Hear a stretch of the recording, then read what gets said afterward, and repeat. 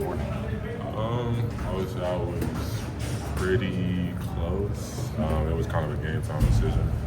Had some medicated drops, which I guess helped with the healing process. Got a lot of rest last night, and that kind of helped me make the decision. It looks pretty bad. Yeah, it was a bad poke, I say that. And we healing up. It was a lot worse yesterday. Who got you? Yeah, what happened? Sadly, Kate, it was on the inbound pass, but things happen, you know. Yeah. No hard feelings. Did you get hit in the same eye today? It looked like you got poked in the eye today, or hit in the face at some point in the game. I think Ian got hit. Yeah, I didn't get hit. Yeah.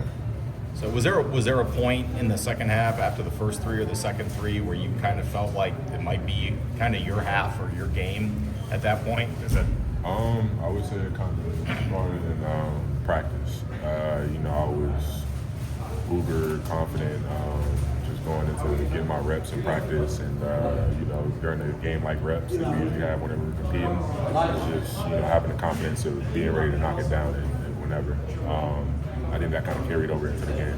You usually look down your feet. Yeah, for sure. I think I did on the second one. And then the second one you hit in the second half, you didn't look down, but there was no near you. You kind of jabbed a little bit like you were working on the backyard. Yeah, I was thinking about going to the basket, but yeah. It looked like one of those backyard comfort things. For sure. How comfortable were you? I mean, what does it feel like when this is happening as opposed to maybe some of the recent games? I would say, it's just the mindset of, everybody's telling me to shoot it. Just the coaching staff is still in confidence, the players are still in confidence, and just, being aggressive, letting it go whenever I get an open one. And that kind of carried over to the game. How disappointed have you been in just the way this season has gone, personally and from a team perspective? It hasn't been what anybody wanted. For sure. I think that goes from the head coach to the managers. I think that it's been I would say it's been a down bad season for us for sure. But I think that at this point in the season we're just playing with the mindset of we don't have anything else to lose. So we got to put it all on the line and see what we can get from doing that. I think there was a stretch in the game that you scored 7 straight points in the paint. Can you take me through that? How were you so successful in that area? I would say, just finding those available spots. I think like in the mid post, I have a pretty solid touch around the basket. So, just being available and being ready to, go into the contact and finish. How were they trying to guard you? I would say that they were like half and half, like playing me and playing the big behind them.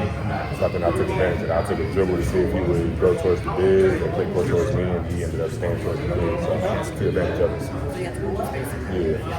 But there's minutes this season just kind of like fluctuating up and down. But how do you feel like just being able to start this game, right? Like, how did that kind of like made you feel? How did that confidence, how did that help your confidence in today's game? I think it helped it a lot.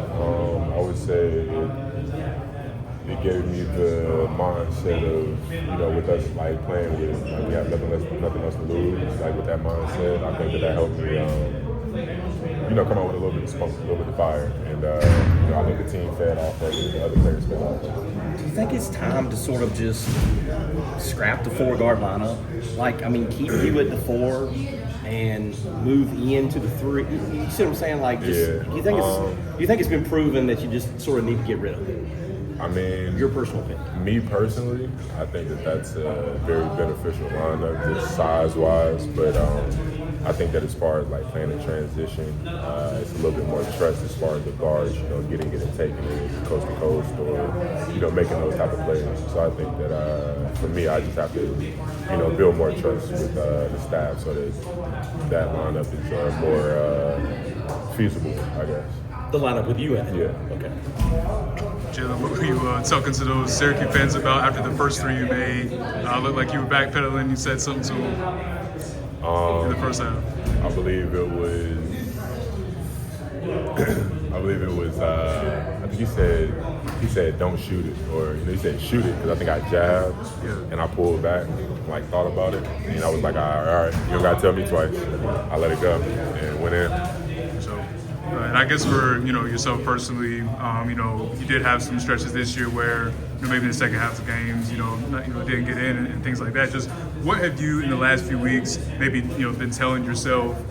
Just the mentality and everything. I think I kind of piggyback off of what HD usually tells us, which is regardless of when your number's called, like just be ready. I think that's been a mindset that I've been keeping, especially with talking to my dad and a handful of other people standing in my ear.